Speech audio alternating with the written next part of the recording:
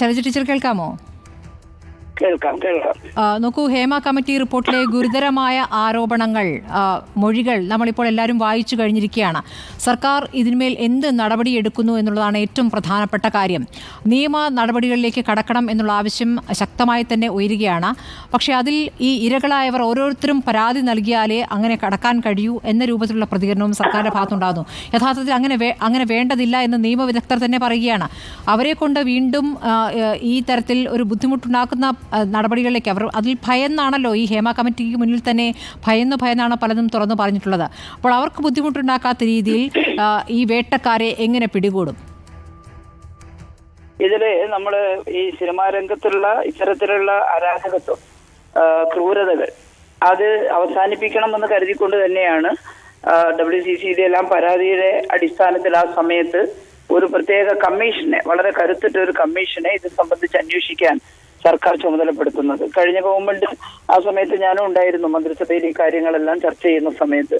അപ്പോൾ വളരെ നല്ല അന്വേഷണ ഏജൻസിയെ തന്നെ ഏൽപ്പിച്ച് ഈ കാര്യങ്ങളാകെ പഠിച്ച് വെളിച്ചത്ത് കൊണ്ടുവരണമെന്നും അതിനുശേഷം ആവശ്യമായിട്ടുള്ള നടപടികളിലേക്ക് പോകണം എന്ന നല്ല ഉദ്ദേശത്തോടു കൂടിയാണ് സർക്കാർ ഹേമ കമ്മിറ്റിയെ നിശ്ചയിക്കുന്നത്. അതിലാരൊക്കെ അംഗങ്ങളാകണം ഞങ്ങളെല്ലാം ചർച്ച ചെയ്തിട്ട് തന്നെയാണ് അതിനകത്ത് ഏറ്റവും പ്രധാനപ്പെട്ട ആളുകൾ തന്നെ സിനിമാ രംഗത്തുണ്ടാകുന്നുള്ള ഒരാൾ വേണം.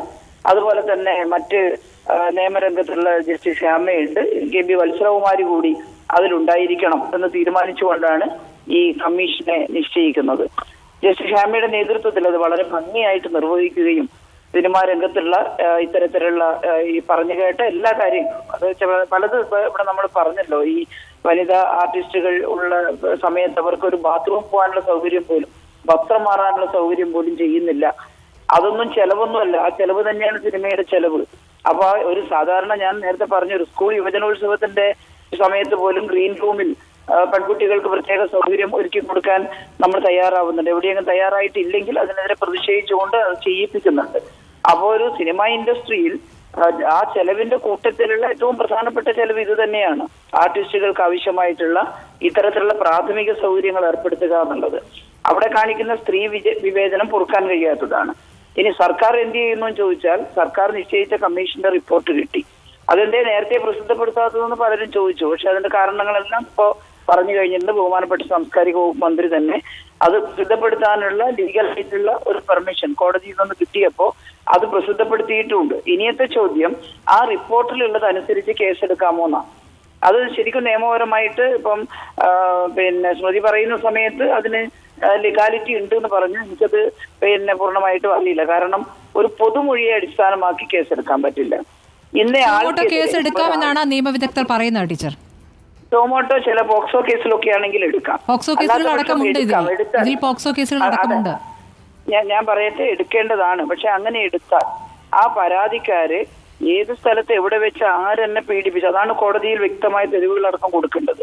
അതുകൊണ്ടാണ് വ്യക്തിപരമായിട്ടുള്ള പരാതി തന്നെ ഇതിൽ കിട്ടണം. രണ്ട് വശങ്ങളുണ്ട്. ഒന്ന് വ്യക്തിപരമായി പീഡിപ്പിച്ചത്, രണ്ടാമത്തത് അവിടെ സ്ത്രീ പുരുഷ സമത്വം ഉറപ്പാക്കുന്നില്ല, സ്ത്രീ പീഡനത്തിന് സമാനമായിട്ടുള്ള ഇകഴ്ത്തലുകളാണ് നടക്കുന്നത്. എന്ന് വെച്ചാൽ സ്ത്രീകൾക്ക് ആവശ്യമായ സംവിധാനം ഒരുക്കുന്നില്ല. ഈ രണ്ടാമത് പറഞ്ഞത് അടിയന്തരമായിട്ട് സിനിമാ ലൊക്കേഷനിൽ ചെയ്യാനാവശ്യമായ നിയമ നടപടികൾ സ്വീകരിക്കാൻ സാധിക്കണം.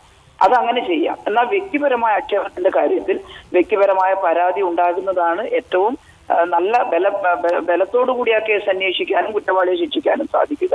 പക്ഷെ ഈ കമ്മിറ്റി റിപ്പോർട്ട് പുറത്തു വന്നതോടുകൂടി സിനിമ ഇൻഡസ്ട്രിയിൽ നല്ല പരിഷ്കാരം വേണം.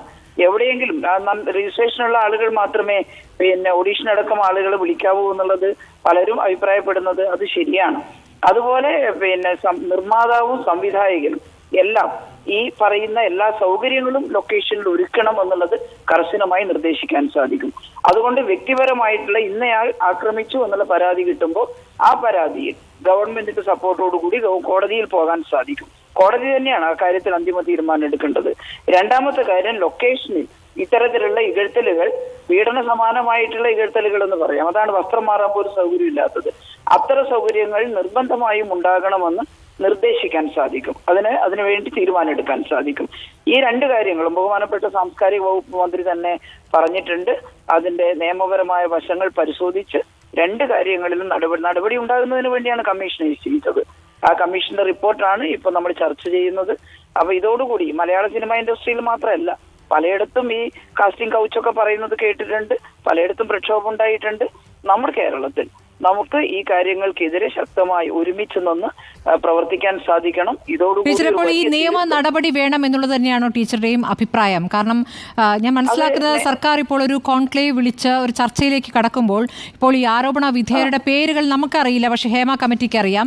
ഈ പുറത്തു വരാത്ത പേജുകളുണ്ടല്ലോ. അപ്പോൾ ഗുരുതരമായ ആരോപണങ്ങൾ ഉള്ളത് ഇവിടുത്തെ പ്രധാനികൾക്കെതിരെയാണ്. അതാണ് ഈ 15-അംഗ ഒരു ഗ്രൂപ്പുണ്ട് എന്നുള്ള ഒരു ലോബിയുണ്ട് എന്ന് പറയുന്നത്, പവ ലോബിയുണ്ട് എന്ന് പറയുന്നത്. അവരെ കൂടി വിളിച്ചിരുത്തിയുള്ള ചർച്ച പ്രഹസനമല്ലേ ടീച്ചർ?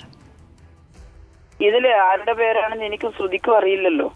അവരെ കൂടിയാണ് വിളിച്ചിരുത്തുന്നതെന്ന് നമ്മളെങ്ങനെ പറയാൻ സാധിക്കുക? കോൺക്ലേവ് എന്ന് പറയുന്നത് ആരെയും സംരക്ഷിക്കാനല്ല. സാംസ്കാരിക വകുപ്പ് മന്ത്രി അത് പറഞ്ഞിട്ടുണ്ട്. ചർച്ച നടത്തി കഴിഞ്ഞ് നമുക്ക് ചെയ്യാൻ കഴിയുന്ന കാര്യങ്ങൾ അതിനകത്തുനിന്ന് എന്താണെന്ന് തീരുമാനിക്കാനുള്ള സർക്കാരിന്റെ നീക്കം തന്നെയാണത്. അതിൽ വലിപ്പ ചെറുപ്പമൊന്നുമില്ല. അതിൽ കുറ്റം ചെയ്തത് ആരാണോ അവർക്കെതിരെ നടപടി എടുക്കണമെന്നാണ് സർക്കാരിന്റെ അഭിപ്രായം. അത് തന്നെയാണ് വ്യക്തിപരമായിട്ട് എന്റെ അഭിപ്രായം. അതില് യാതൊരു വലിപ്പ ചെറുപ്പമോ വേറെ ഏതെങ്കിലും തരത്തിലുള്ള അടുപ്പമോ അതൊന്നും പ്രശ്നമല്ല. ആ തെറ്റ് ചെയ്തതിനെതിരെ നടപടി ഉണ്ടാകണം. ആ നടപടി ഉണ്ടാകുന്ന വെച്ചാൽ നാളെ തന്നെ നമുക്ക് ഒരാളുടെ പേരിൽ കേസെടുക്കാൻ പറയുമ്പോൾ അതിന് എത്രമാത്രം ബലം കിട്ടുന്നുള്ളതാണ് പരിശോധിക്കേണ്ടത്. കേസെടുത്താൽ പോരണ്ടോ? അവരെ ശിക്ഷിക്കപ്പെടണ്ടേ? ഇപ്പൊ നമുക്ക് ഈ നടി ആക്രമിക്കപ്പെട്ട സംഭവത്തിൽ തന്നെ എത്രത്തോളം അതിന്റെ എത്ര കാലമായി ആ കേസുമായി ബന്ധപ്പെട്ട കാര്യങ്ങൾ നീങ്ങുന്നു എന്നുള്ള കാര്യം നമ്മുടെ മുന്നിലുണ്ടല്ലോ. അത് എങ്ങനെയൊക്കെ വളച്ചൊടുക്കുന്നു, ഏതൊക്കെ രൂപത്തിലേക്ക് പോയി എന്നുള്ളത് നമ്മുടെ മുന്നിലുണ്ട്. അപ്പോൾ പ്രബലരാണ് ആരോപണ വിധേയർ. അത് തന്നെയാണ് പറയുന്നത്. അതായത് നടി ആക്രമിക്കപ്പെട്ട കേസിലും പ്രതിയെ സംരക്ഷിക്കാൻ സർക്കാരിന്റെ ഭാഗത്തുനിന്ന് ഒരു നീക്കം ഉണ്ടായിട്ടില്ല. സർക്കാർ ആക്രമിക്കപ്പെട്ട നടിക്ക് നീതി കിട്ടുന്നതിന് വേണ്ടിയാണ് ശ്രമിച്ചത്. ഇത്തരത്തിലുള്ള പല കേസുകളും നമ്മുടെ നിയമ സംവിധാനത്തിൽ നമ്മൾ കാണുന്നതാണ്. എത്ര കാലമാണ് ചിലപ്പോ കോടതിയുടെ മുമ്പാകെ ഈ കേസ് ഇങ്ങനെ നിൽക്കുന്നത്. അപ്പൊ അത് നിയമ സംവിധാനത്തിന്റെ പൊതുവെയുള്ള ദുർബലതകൾ അതിനകത്തുണ്ട്. നമ്മൾ സൂര്യനെല്ലി കേസും വിതുര കേസും എല്ലാം കണ്ടതാണ്. അപ്പൊ അത്തരത്തിലുള്ള പ്രശ്നങ്ങളുണ്ട്. ആ ഒരു നീണ്ടുപോക്കൽ ഇല്ലാതിരിക്കണമെങ്കിൽ വളരെ കൃത്യമായിട്ടുള്ള തെളിവുകളും വളരെ കൃത്യമായിട്ടുള്ള മൊഴികളും ആ മൊഴികളിൽ ഉറച്ചു നിൽക്കുന്ന പരാതിക്കാരും ഉണ്ടാവണം. അപ്പൊ മാത്രമാണ് ഈ കേസെല്ലാം തെളിയിക്കപ്പെടുക. അതിനു വേണ്ടിയിട്ട് കൂടിയാണ് സർക്കാർ ആലോചിക്കുന്നത്. അല്ലാതെ ഉപരിപ്ലവമായ ആരെങ്കിലും ഒരാളുടെ പേരിൽ കേസെടുത്ത് കുറെ ഒച്ചപ്പാടുണ്ടാക്കി അവസാനിപ്പിക്കാനല്ല. ഈ പറയുന്ന കുറ്റകൃത്യങ്ങൾ ഇല്ലാതാക്കുക, അതാണ് സർക്കാരിന്റെ ആവശ്യം. അതുകൊണ്ടാണ് ോടുകൂടി കേസിനെ സമീപിക്കണമെന്ന് സർക്കാർ തീരുമാനിക്കുന്നത്. ഏതായാലും മാധ്യമങ്ങളും സർക്കാരും സിനിമാ രംഗത്ത് തന്നെയുള്ള നല്ല മനസ്സുള്ള ആളുകളും എല്ലാം ചേർന്ന് ഈ അപമാനം ഒഴിവാക്കണം.